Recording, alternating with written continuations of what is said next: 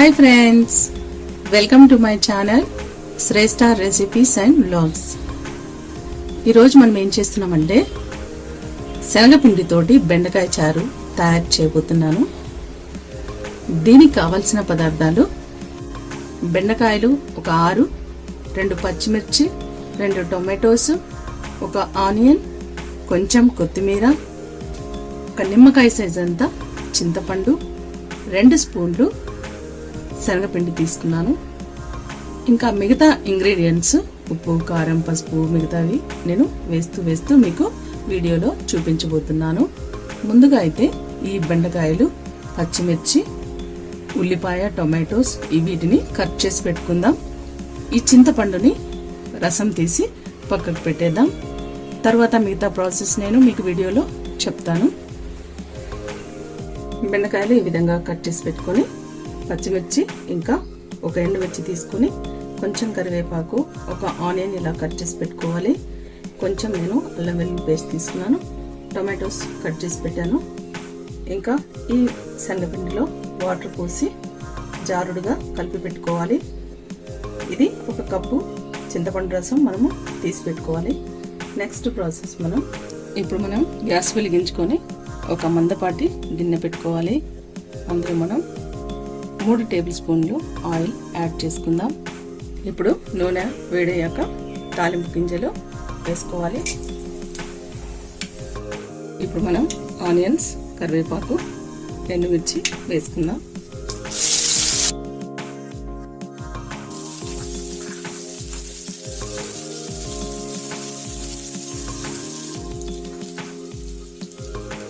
ఇలా దూరగా వేయించుకోవాలి.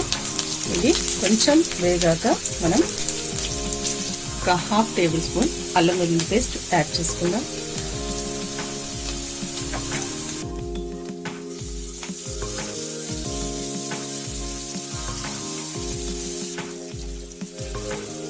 ఇందులో మనం బెండకాయలు యాడ్ చేసుకుందాం.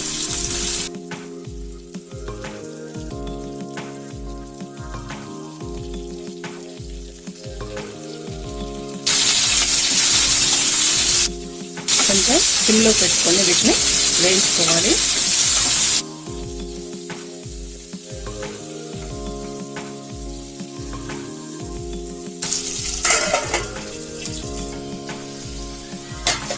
ఇప్పుడు మనం కట్ చేసి పెట్టుకున్న టొమాటో యాడ్ చేసుకుందాం.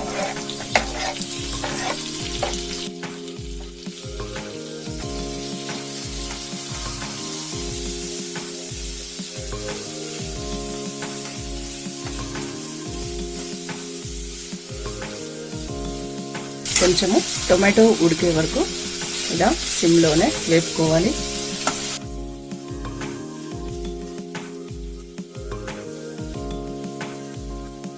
ఇందులో మనం 1/2 టేబుల్ స్పూను పసుపు వేసుకుందాం.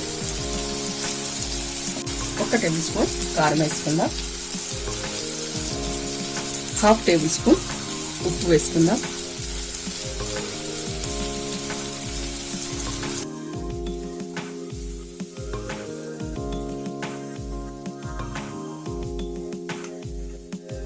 ఇది చక్కగా ఉడికిపోయింది.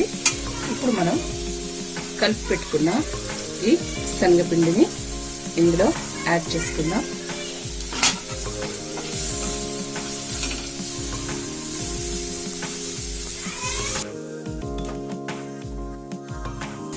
ఇంకా చింతపండు రసం,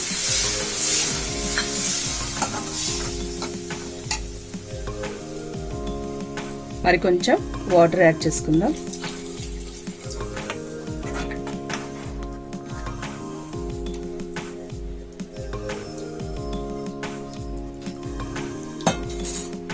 దీన్ని మనం మూత పెట్టేసి పొంగనిద్దాం.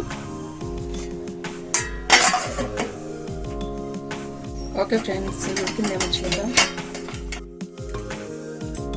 ఇప్పుడు ఇది ఉడికి రెడీ అయిపోయింది. ఇందులో మనం కొత్తిమీర వేసుకొని ఫ్లేమ్ ఆఫ్ చేద్దాం.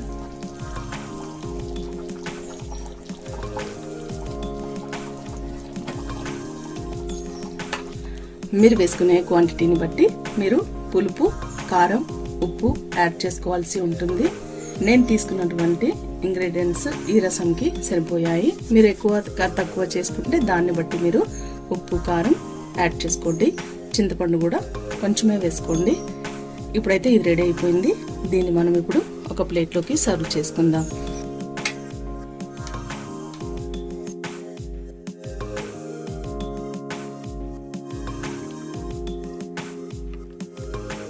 అంతే ఫ్రెండ్స్, ఎంతో ఈజీగా టేస్టీగా ఉండే శనగపిండితో బెండకాయ చారు రెడీ అయిపోయింది.